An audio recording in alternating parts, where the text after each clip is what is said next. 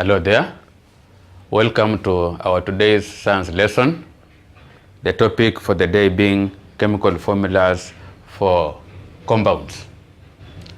In our previous science lesson, we looked at some bits where we were looking at how to write formulas for elements, where we saw that in a brief view of what we did, where we saw that chemical formulas of some of the elements, particularly number one metals, you find that chemical formula and chemical symbols is the same. That is for metals.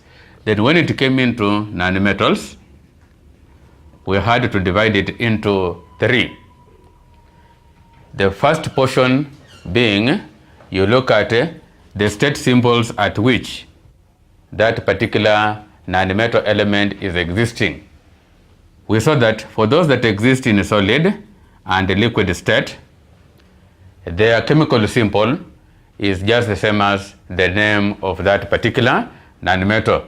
A good example being phosphorus, sulfur, iodine. You find that when you are writing the symbols for these, will just be written the way the symbols of that particular element is written. But the second one was, you look at the state symbol if it is gas. Being gas, you find that nonmetals that exist in gas form will not always exist monoatomically. Mono meaning one. Monoatomically, they don't exist that way naturally. In a natural setting, atoms of that particular element will always exist in more than one, and that is in most cases being di meaning two. A good example we used here was oxygen, which is the most vital gas we always breathe in. So oxygen is an nonmetal.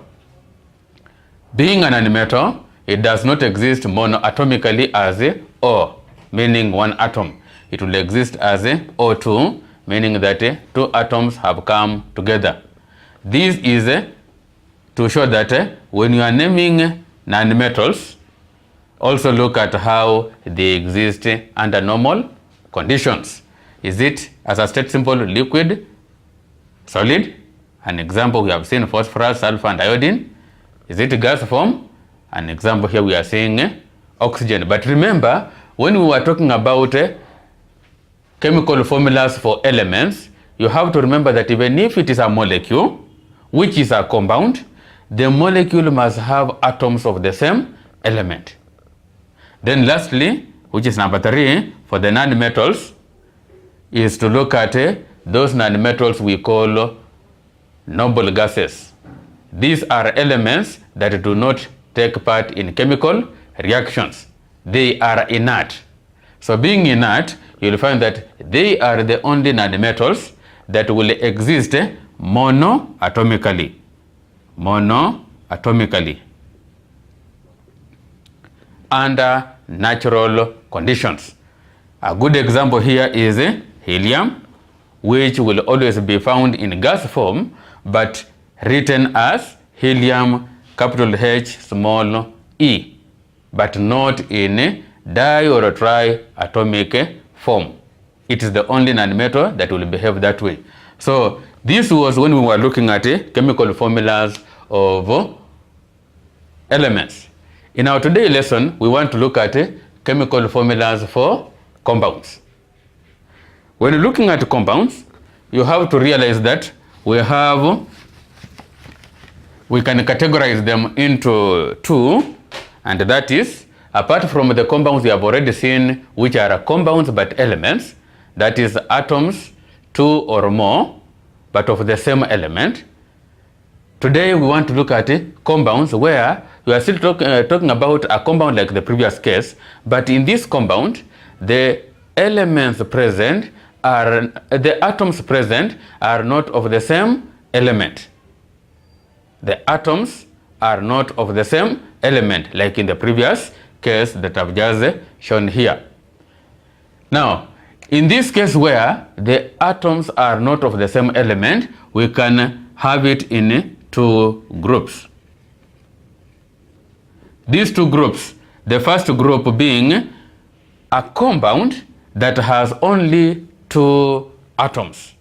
A compound that has only two atoms. But these two atoms, or two types of atoms, a compound that has only two types of atoms. When we say two types,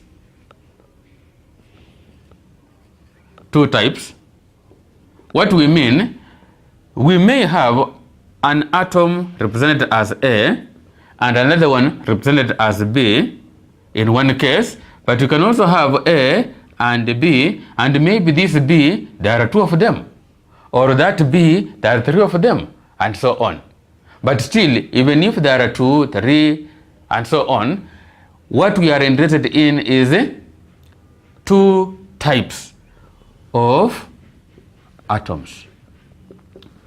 That gives us category number 1. We have two groups, and in the first group, we have two types of atoms only. Two types of atoms only. Using letter A and B, it can be represented as this. You can also have maybe A, 2, maybe C, 4. This is a representation that is showing there are more than 2 atoms, because we are seeing 6 atoms here, but the 6 atoms are only of 2 elements, that is A and C, or A and B, or A and B. So this is one category of the compounds. Then the second category is 3 or more. 3 or more types of atoms. 3 or more types of atoms. A good example can be, maybe in that particular compound, you have element A, you also have element B, and you have element F. This is different from this one. Here we are having more than 2 types of elements. They can be 3 atoms, the way you can see. Maybe it is just one atom of A, another atom of B, and another atom of F. But even if it is 1, 1, 1 of each type, but there are more than 2 types of the atoms. This is different from a case like this one, where we are having 3 atoms, but 2 of them are of the same type. So essentially, if you are looking at types of the atoms present in that compound, then there are only 2 here, but here we are having 3. In our today's lesson, we are going to center ourselves to category number 1. In the category number 1, we are only looking at compounds that have 2 types of atoms in that particular compound. Now, in this category of compounds, where we are looking at only 2 types of atoms existing in that particular compound, we have to look at it in terms of how is it written, and that is by name, and how is it written by symbol. Remember, the language of science, chemistry part, is when you are writing a name, you can write it as a name, full name, or you can write it in chemical symbols. So we have always to know how to match these two. So we want to look at compounds with two types of elements in it only. 2 types of elements in it only. Remember, it is only 2. We are only going to look at 2 types of elements in any compound that has only 2 types of elements in it. Now, you will realize that most of the such types of compounds, the name can easily give you a hint on the formula of the compound. You find a name, then looking at it, you can easily get the formula of that compound. But it's not always the case. A majority of them, you can get it linking the name to the formula, but in some cases, you may find that it is going out of that particular rule. Now, we need to find out which rule was applied when linking or when getting the names of this particular type of compounds, where the name of the compound can easily give you a prediction of the formula of the same compound. And these are the rules. There are only two. Rule number one is, so we have to look at rules applied in naming, and the rules here are, which are just two. One is the first element,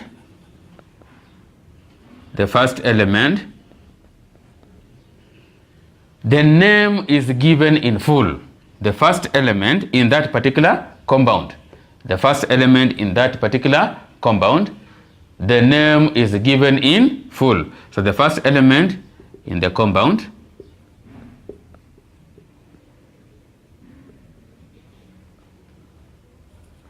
the name is given in full. Now it will be good we use an example.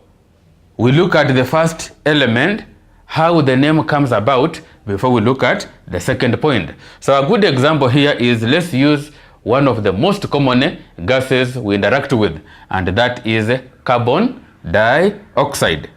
Carbon dioxide.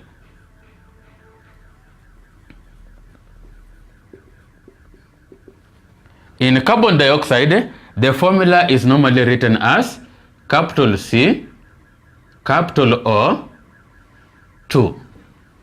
So as you can see in this formula, we only have two types of elements. Carbon as an element, oxygen as the second element. So the first element here is carbon. The second element is oxygen. Now the rule applied in giving the formula, or the formula giving us the name, because the two are linked, you can see the first element in the compound, the name is given in full. So you can see carbon, it is given in full. Carbon in full for the first element. Now let's look at the second rule, which is the final one. The second letter, the second element in that second element,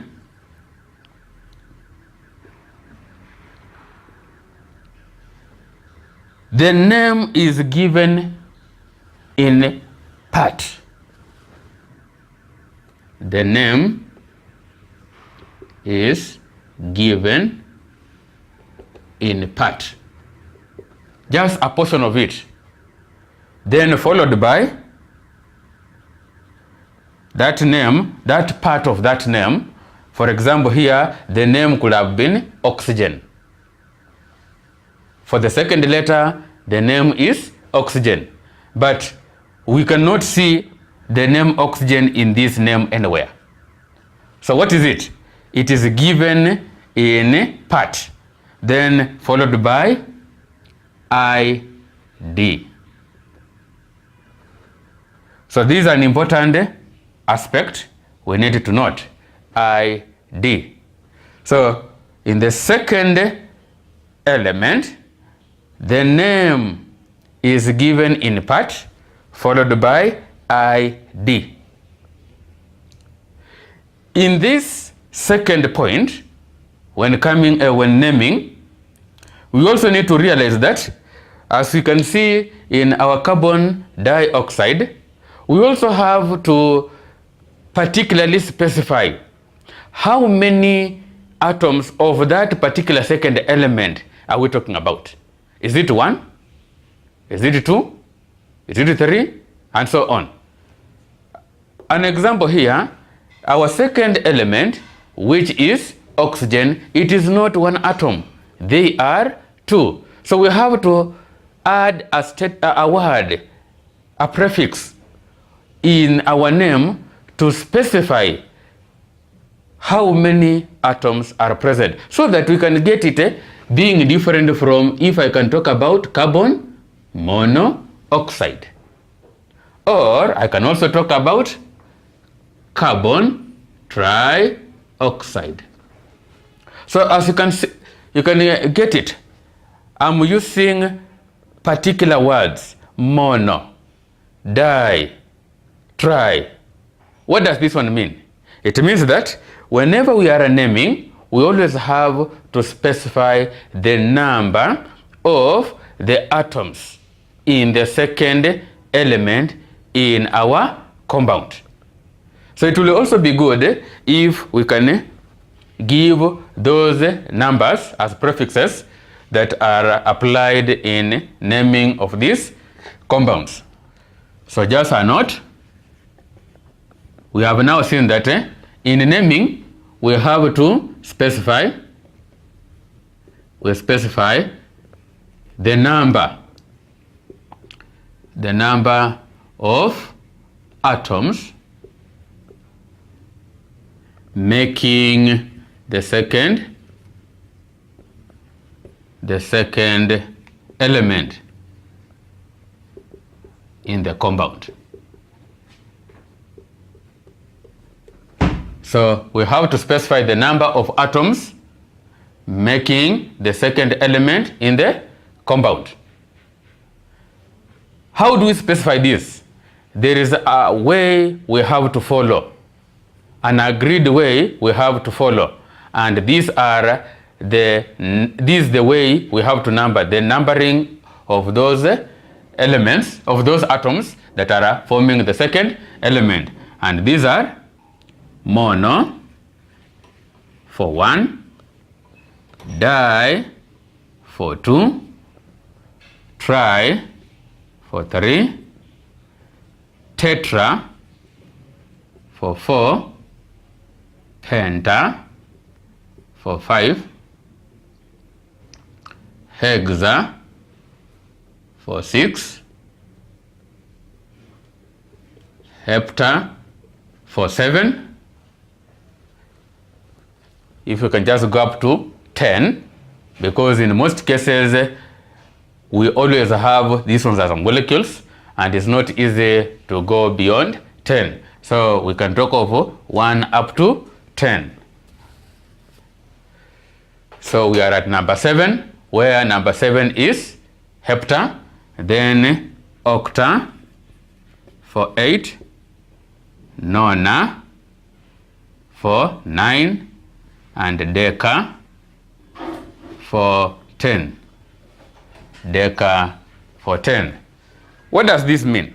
It means that whenever you are naming any compound, and for today we are limiting ourselves to compounds that have only 2 types of elements in them, whenever you are naming them, put in mind that the second element might have more than 1 atom.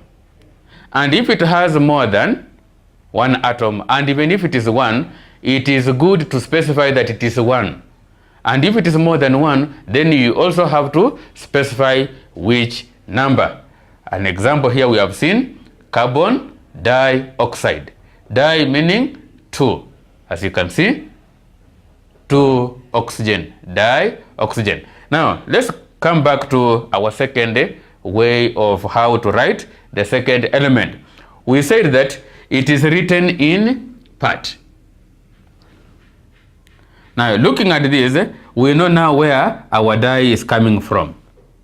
So that one is not part of the name of the second element, but is only coming in to show that we are talking about 2 of those elements. So we take out the di. We are remaining with the oxide.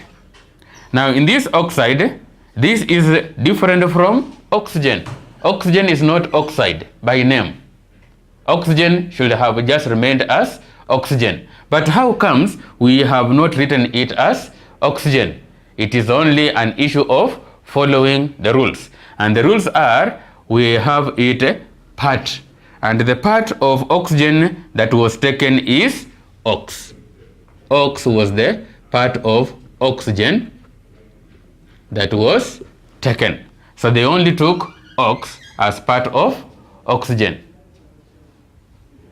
In addition to that, we now added there the IDE, which is now this part.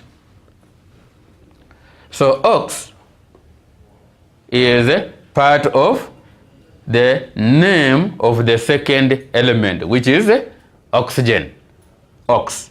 Then IDE is the general addition to the name, the part of the name of the second letter that we'll have picked on. Now that we already have two others to make now 3 examples, let's look at all of them. In the second one, following what I've just mentioned, the first letter is C, standing in for carbon. So what will be the name here? The full name for the first letter will be carbon.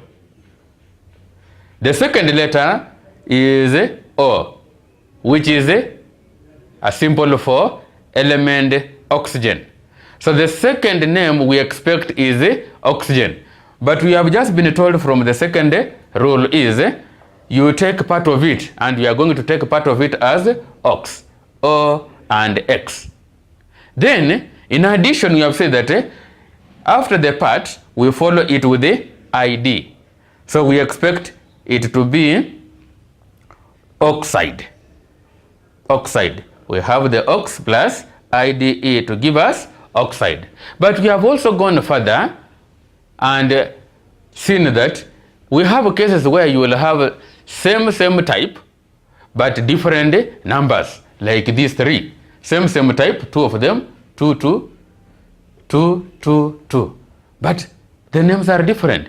It's because of the different number of elements, the atoms present in that compound. So we have now to specify how many atoms of the second element are we having. And in this case is 1. If we look at our list here, 1 is written as mono, giving us the correct name for this compound as carbon, full name, mono 1, oxide. So the full name being carbon monoxide, which is the most dangerous gas that is normally produced when you are burning a substance in a limited supply of oxygen. Then our third example is 1 carbon and 3 oxygen. So the same operation follows. Number 1, the first element, the compound, the name is given in full. So the name is carbon. Looking at the second one, we look at how many are they? There are 3. How do we write 3? Tri, T-R-I. So tri. So I'm already sure of carbon tri. The other part of the name is, what is the element? It is oxygen. Oxygen is written as oxygen. We don't take the full name. We only take part of it. We have taken ox. Then the rule says that you follow the part with the ID. So you find that the name becomes carbon trioxide. Now, as I've said, the formula and the name have a way of agreement. You can easily get the formula from the name, or even the name from the formula. Either can give you the other one. So I want us to go through an exercise that will enhance what you have just learned now. There are so many molecules we are going to look at. I will give it as an exercise that we shall go through together. One that I will start with a name. Another one I can give you maybe the formula and you give me the name. But you also need to know that in you getting the formula, you have to know the ratio. So 3 things must be known: the name, the ratio, and lastly, the formula, or vice versa. The formula, the ratio, then it will give you the name. In whichever way you will start, the 3 must always come to exist. So let's look at an exercise where all these that we have just gone through will have to apply.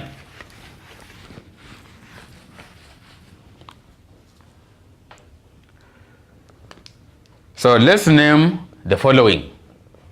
Let's give the chemical formulas of the following compounds. Number 1, we give the chemical formulas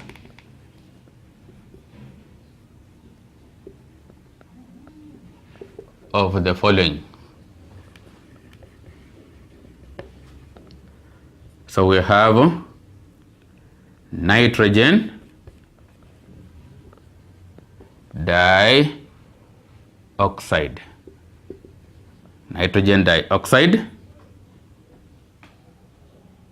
Let's have maybe 3 of them. Lead oxide. These are metal.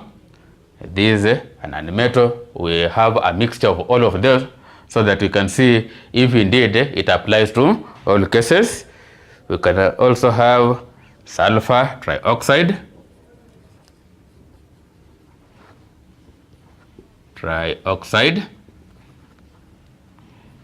Can also have silicon dioxide.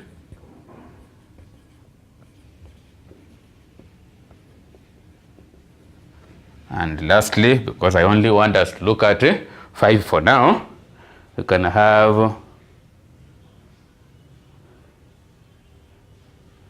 phosphorus pentachloride. I think that one will be a good one. Phosphorus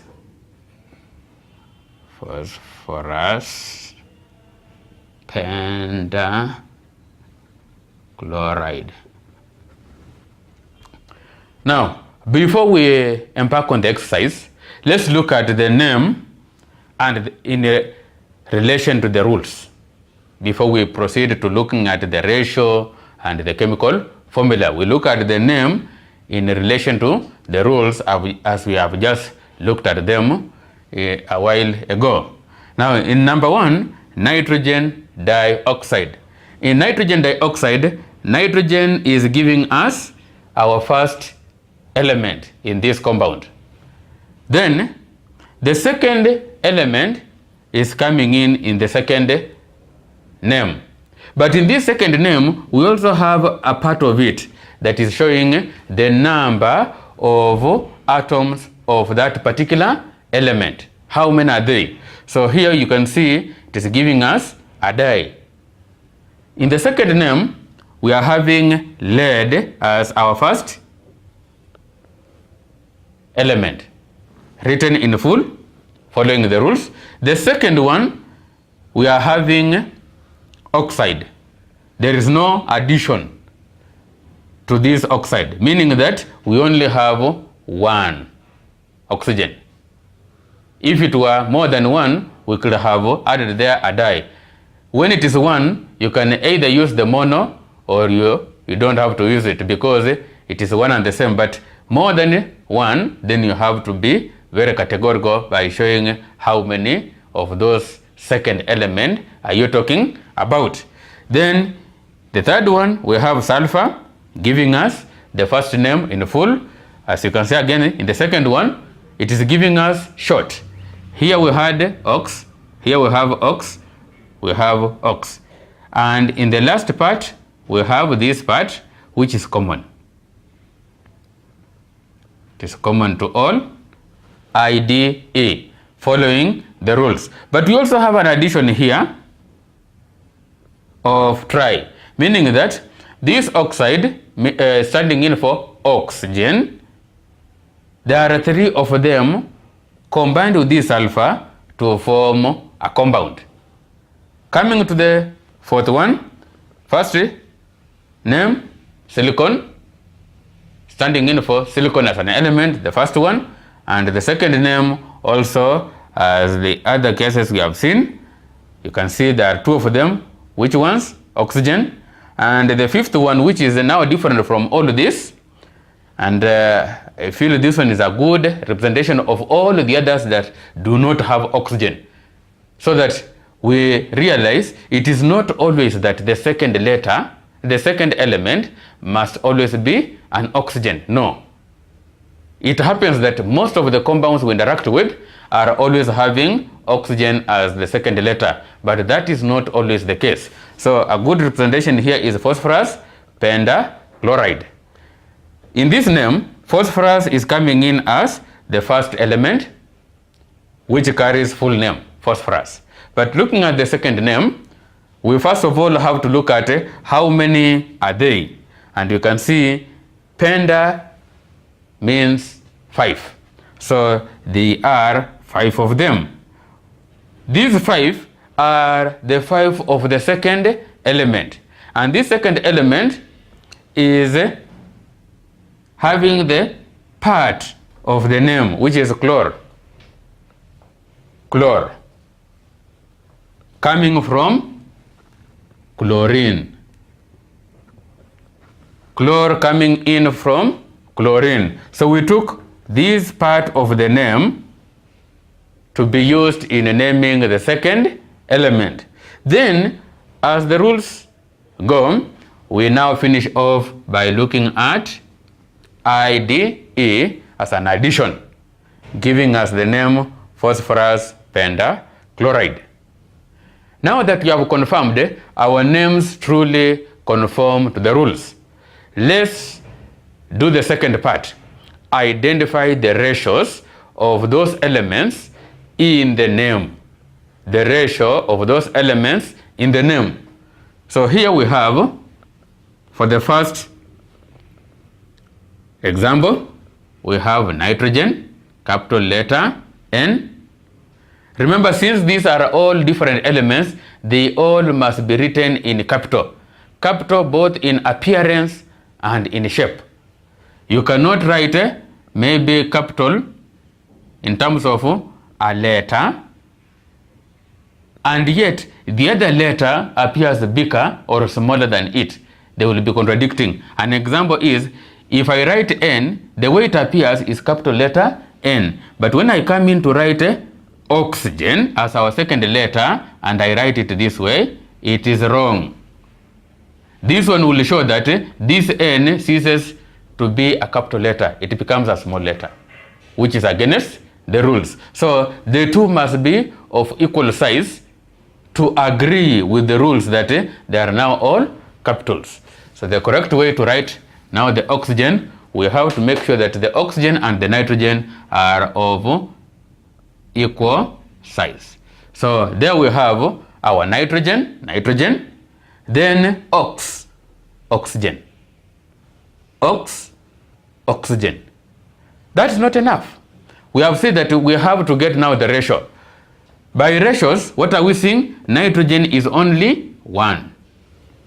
And ox, which is for oxygen, how many are they? 2. There are 2 of them. So this is in terms of ratio. This is not the formula. We are only identifying the ratio of those elements in that particular compound. This is not the formula. We have just identified the ratio that in this name we have 1 nitrogen and we have 2 oxygens. Now let's get the formula.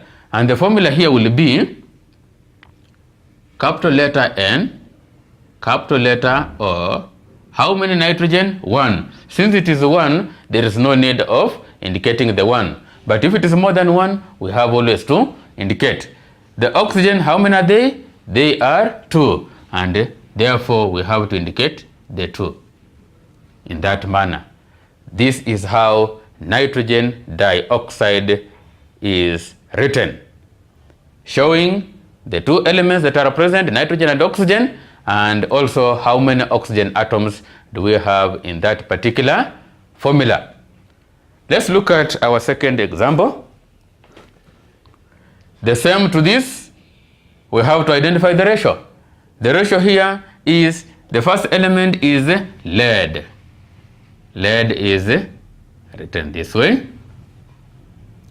Then we have, that's capital letter P, small letter B, as a symbol for lead as an element.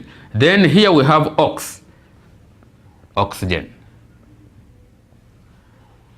Now, of these two elements, we have to get how many are they as per the name. Lead is 1. Then oxygen is also 1. From now the ratio, let's get the formula. And the formula is capital letter P, small letter B, then oxygen. Since it is 1, 1, then that remains to be the formula of lead oxide. Let's look at the third example. Third example is sulfur trioxide. So let's get the symbols first. Symbols of the elements present in that compound, and the symbols are sulfur and oxygen. We now get how many of the atoms for a particular element in the compound. Sulfur, we have 1. Oxygen, we have 3. So we now get the formula. And the formula is sulfur, oxygen. Indicate now the number from the ratio, which is 3. And that becomes sulfur trioxide as the formula for that particular compound. Fourth example, we have silicon. So the elements are silicon and oxygen.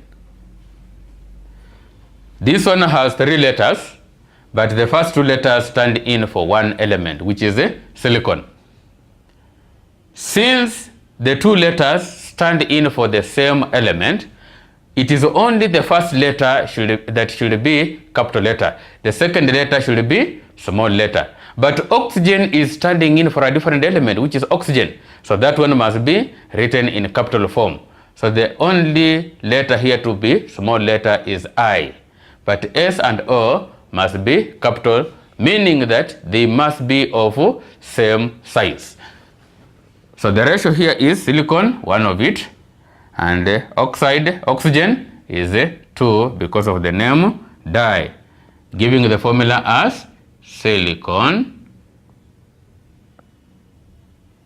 oxide, 2 of them, so dioxide, silicon dioxide. The fifth example, which is a more interesting one because it's a bit different from what we have just been looking at. We have our first element being phosphorus, capital letter P, and the second being chlorine. So our second letter is for chlorine. Now you can see, just like the one we have just seen for silicon dioxide, this one also has 3 letters, but the last 2 letters stand in for one element by the name chlorine. Chlorine is written as capital letter C, small letter L. L is written as just like 1, not with any kind of bend, whether small or big. So long as there's a bend here, it is interpreted as capital letter L, destroying the format of how to write the formula for chlorine. So chlorine is written as capital letter C and small letter L, which is just written as 1. So these 2 letters stand in for chlorine and P stand in for phosphorus. Now let's identify the ratio. The ratio from the name phosphorus is 1. Then how many chlorine do we have? Here is the number, penta. Penta meaning 5. So chlorine we have 5, of them. Writing the formula will now be phosphorus. We have our chlorine. Then how many phosphorus? 1. No need to indicate. How many chlorine? 5. So you have your 5 there. Phosphorus pentachloride. So as you can see, you can always use the name directly, interpret the name, get the ratios. From the ratios of those elements and how many atoms of each element is in that compound, you can at the end now get the chemical formula of that particular compound. That is starting with the name. Is it possible that we can start from reverse? That is, I give you the formula, then we try to identify the name. Let's give it a try.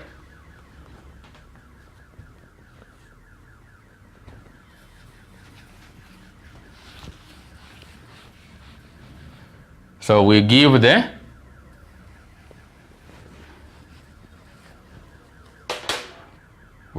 name of the following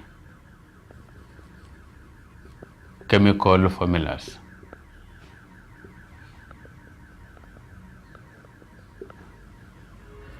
So in this second exercise, we are going to look at a chemical formula, and from the chemical formula we get the name. So we can have one as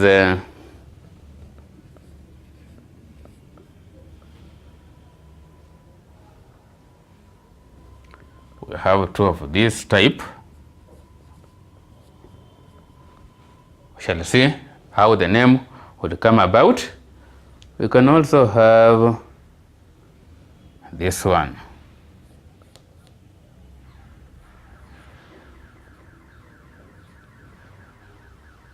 Maybe let's just look at these 3 examples. Now that at the moment we need to have acclimatize ourselves with the rules. And once you have the rules, then all this becomes much easier, as just we saw from getting the name for the formula from the name. Now here we have the formulas, chemical formulas. Out of these we have to get the name. So it's always good, after you have gotten the formula or you have gotten the name, the first thing you have to do is get the ratio. So the ratio is very important, because out of the ratio you will know which names or which numbers you are going to use. Names in terms of mono, di, tri, tetra, etc. Or numbers in terms of, now that you have discovered it's a di, which number are you going to write, which is a 2, or a tri, 3, deca, a 10. So here we have the formulas. So the first thing is, let's get the ratio. And the ratio is, this one is 1, and this one has 2. But after you have seen Sn is 1, Cl is 2, the second thing you have to note is, what does Sn mean? What does Cl mean? This symbol is for which element? This symbol is for which element? And this is a symbol for tin. So we have first element being called tin. The second element is chlorine.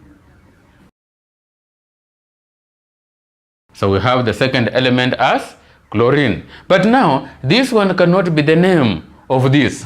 Even if I'm to add there, okay, 2 of them, yes. But still, that will not be a qualified name for this formula. For us to qualify the name, we have to follow the rules. And the rules are, the first element should be written in full. So let's do it. In full, that is tin. That is okay. Now, the second letter, we have to put in mind how many atoms of that second letter or that second element are there in that compound. How many are they? They are 2. How do we write 2 in a name? Going by the rules. 2 is written as di. So we have already done it, that we have gotten our second letter. There are 2 of them, and we have shown it by the prefix di. But looking at again the second element, the way we write the name, we don't take the whole of the name, we only take part. All the name is only for the first, but for the second we only take part. So the part we take here is chlor, and when you are choosing that part, you don't just pick any. They have to also kind of match to give a good realistic name. So you cannot just go and say, since it is part, maybe may I just take C and H. So when it comes to adding the other part that I'm yet to mention, but we already know, it will not bring much sense in that name. So when they were naming, they had to look at the part, and the addition, when matched, must give a realistic name. So the part we have taken is this, out of the name chlorine. Then in the rules, we also say that all the names now end with I-D-E. I-D-E, giving us the name chloride as standing in for the second element, chlorine. This shows that our SnCl2 is having a ratio of 1:10 to chlorine, and in the name is tin, di meaning to chloride, dichloride, and ID just standing in for the rule as stated earlier. Let's look at the second example. The second example is still 14, but now giving us a difference in the second element. Going for the ratio, tin here is 1, and the second letter, element is chlorine, which are 4 of them. So looking at the name, the name here, we have tin as the first and full name. Second name, we have to identify the number of atoms. How many here? How many are we having? 4 of them. Now the 4, in terms of the lettering, we use tetra. Tetra is 4. Tetra. Tetra what? Tetra chlorine. Do we write chlorine in full? No. We only take a part of it. Which part? We are taking CH chlor. Then, as the rule says, we now complete the second name with an IDE, giving us tin tetrachloride. That is the name for our second example. Let's look at the third example. That is different now from the two. Just like previous cases, let's identify the ratio. And the ratios here are, for nitrogen, we have 1, and for bromine, we have 3. So we always have to identify the name of the element to which the symbol we are using stands for. So N stands for nitrogen, and BR stands for bromine. Capital letter B and small letter R, 3 of them. That's the ratio. So the name is Number 1, identify the first element, which is nitrogen. Now in full it will be nitrogen. Nitrogen. The second one, how many atoms are we talking about? They are 3. How do we write 3? Tri. Bromine. This is bromine. Do we write bromine in full?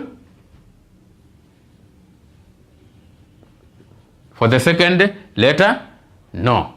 We only take this part. Brom. So dry. Brom. Now, that is a portion of the full name.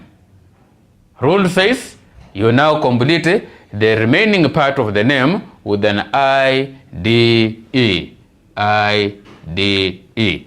Giving us the name nitrogen tribromide as the name, chemical name, the name for this chemical symbol of capital N, capital B, small r with 3. Now, you can also get a case where you have been given ratios. And out of that, they want you to get from the ratio, get the simple, chemical symbol, and again, you get the name of that particular compound. Let's get an example of such. So we give the name and the chemical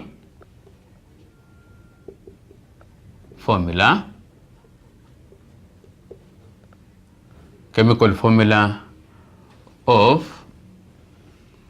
of the following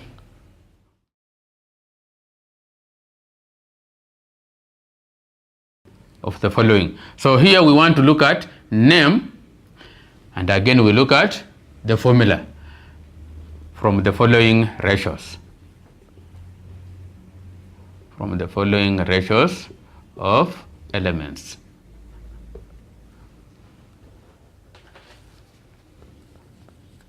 Ratios of elements. So in this one, we are going to get the ratio.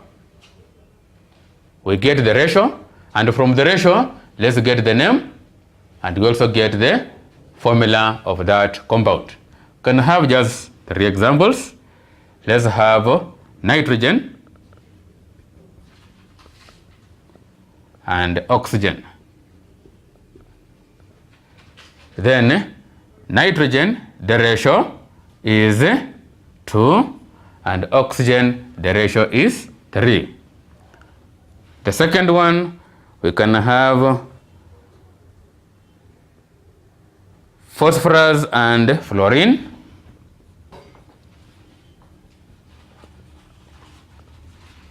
Fluorine.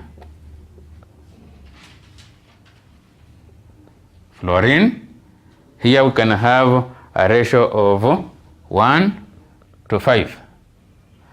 And the third example, we can have nitrogen and chlorine. Nitrogen and chlorine,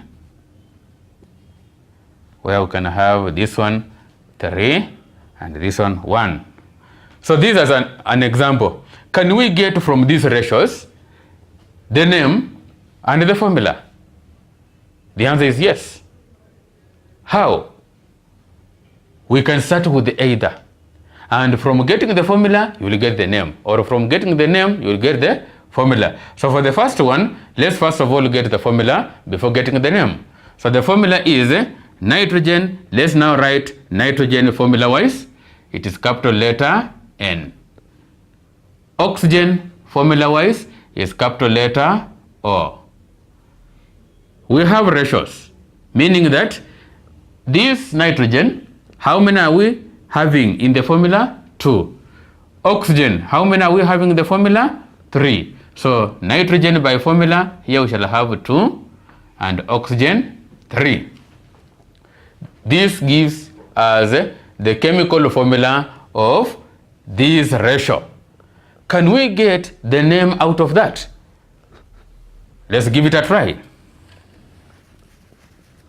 So now we move from this formula, we now go to the name. Going for the name states that the first letter, the first element must be in full. So in full means nitrogen. The second one, we take a portion of it, but we have to remember the number of atoms that are existing. But looking at it again, nitrogen also there are more than one. So we also have to indicate. And when you are indicating the number of atoms, it is written in front of that particular element. So nitrogen here we have 2, meaning that we should use the word di. We have the word di in front of nitrogen so that we can say dinitrogen, meaning 2 nitrogens. Then the second one is oxygen. How many are they? We can see there are 3. So we start off with the number of atoms of that oxygen, try. But this oxygen is not written as oxygen. We just take a portion of it where we now pick on ox. We complete it with the rule which is IDE. The name of the formula being dinitrogen, 2 nitrogens, tri-3-oxygen oxide, as the name of the formula we have just created from the ratios. Our second example is phosphorus 1, fluorine 5. The formula becomes phosphorus, fluorine, phosphorus 1, fluorine 5. That is the formula. The name, we now go for the name. The first element is phosphorus.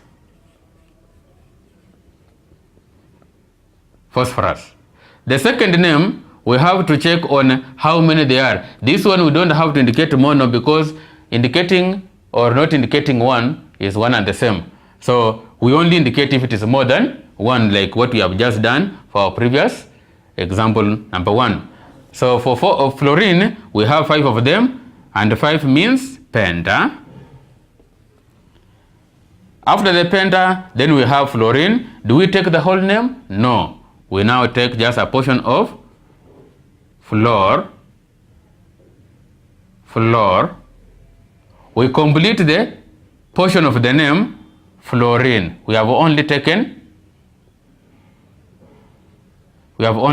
this part.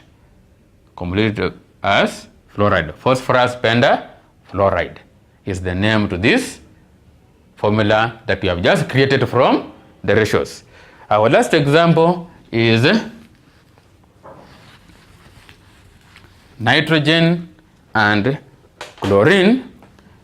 By formula, nitrogen capital letter N, chlorine capital letter C, small letter L. How many nitrogen do we have? 1. You don't have to indicate. Chlorine, how many are we having? 3. We have to indicate. That is the formula. Can we get the name from the formula? Yes, we can try it by first element is nitrogen. We write it in full, nitrogen. The second one, before the second, we have to check how many are they? They are 3. So try chlorine. Chlorine, do we take the whole portion? No, we only take a part, which is chlor. Then we complete as indicated in the rule with IDE, giving us the name nitrogen trichloride. From what we have seen, all the explanations we have done, the exercise we have done, we can conclude this. Most of the compounds we have around, especially those that have only 2 types of elements in them, you can easily get a formula from the name or get the name from the chemical formula.